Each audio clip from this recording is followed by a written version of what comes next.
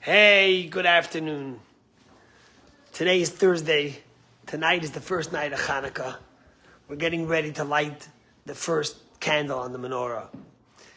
Chanukah is a remarkable time because it's a time that reminds us that light always wins over darkness.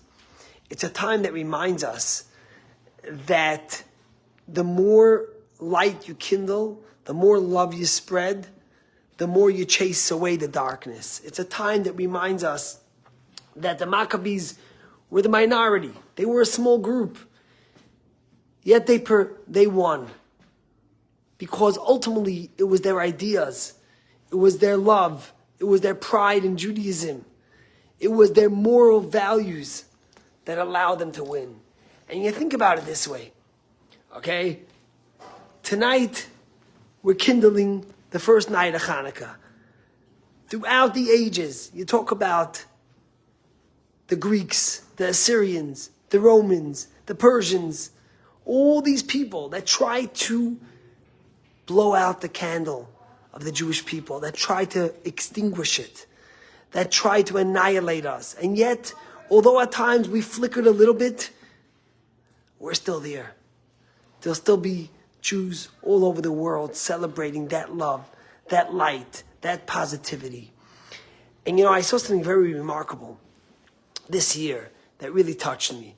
I was at the Chabad convention and we were celebrating all these rabbis from all over the world. And the keynote speaker was this young 8.5-year-old boy. His name was Avremi Pizim.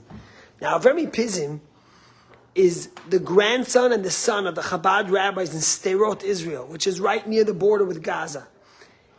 And he came into a room full of rabbis, and he wore his helmet, and he asked them to close the lights. And on all the screens came the countdown: 12, 11, 10, 9, 8, 7, 6, 5, 4, 3, 2, 1. And he told us that in Sderot, you have 12 seconds that differentiates between life and death. From when the sirens go on in Sderot till a rocket could hit, you have 12 seconds to find shelter, to go to a sheltered room, to find cover. Sometimes you don't get there in time, you cover yourself with your hands, or you duck under a car, or whatever it might be. And then the lights came on, and you would think that this boy, Avremi, would speak about how terrible it is to live in such a reality.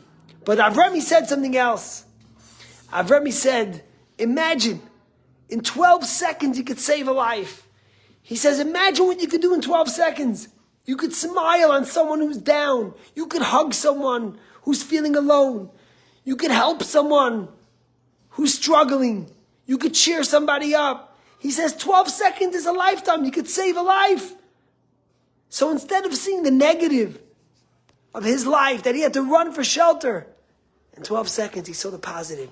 He saw the uplifting reality that 12 seconds gives us the power to change a life for good.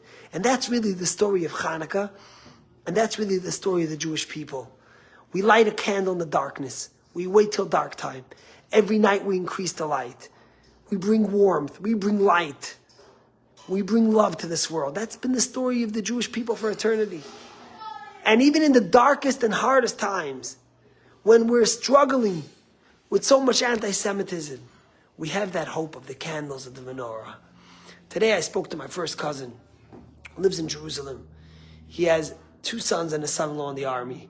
One is on the border of Gaza, one is in the West Bank fighting, and one is in Khan Yunis, literally in the heat of the battle in Gaza, right where Sinwar, the Nazis, hiding, and where all the battles are taking place. And when I called him, I did a video call on WhatsApp, and my cousin was in the car, and he's driving, and he's smiling, and he's happy.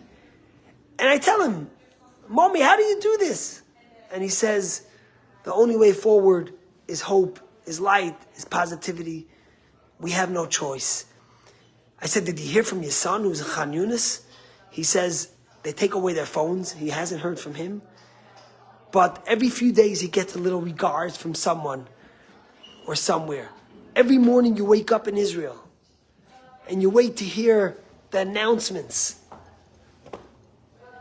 of the Dover Tzahal, the speaker for Tzahal, for the IDF, to tell you, heaven forbid, the soldiers that died battling, defending their people. In the last week alone, every day was 2 or 3 or 4 soldiers who passed.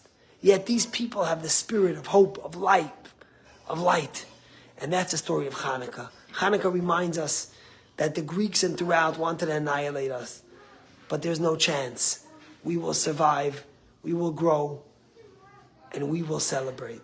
My friends, tonight, 4:30, 5 o'clock, when nighttime comes, pull out your menorah, take out the candles, make the blessing, light the menorah, sit around with your family. Look at those candles that tell us a story of hope, a story of perseverance, a story of overcoming all the challenges. Speak to them about it. Celebrate it. Because it's this year and at this time that our children, that our families, more than ever, need that love and need that encouragement and need that reminder of who we really are and what we represent. And every night we'll light another candle. Because every night we'll celebrate the idea of increasing light. There is no question that we will be victorious. We will eliminate Hamas and all the terrorists, and the Jewish people will celebrate survival and renewal as they did in the first Chanukah. Chag Sameach, and see you tomorrow.